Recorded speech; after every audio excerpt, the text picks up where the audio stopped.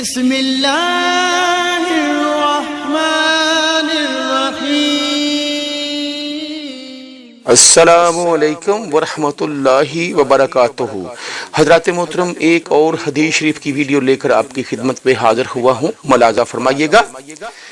ہمیں نبی کریم صلی اللہ علیہ وآلہ وسلم نے 7 کاموں کا حکم دیا اور 7 کاموں سے روکا۔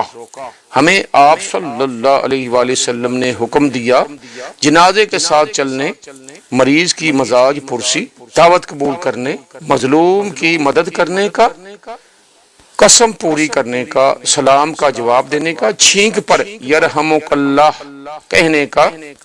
آپ صلی اللہ علیہ وآلہ وسلم نے ہمیں منع کیا تھا چاندی کے برتن استعمال میں لانے سے، سونے کی انگوٹھی پہننے سے، ریشم اور دیباج کے کپڑوں کے پہننے سے، قصی سے، استبرق سے۔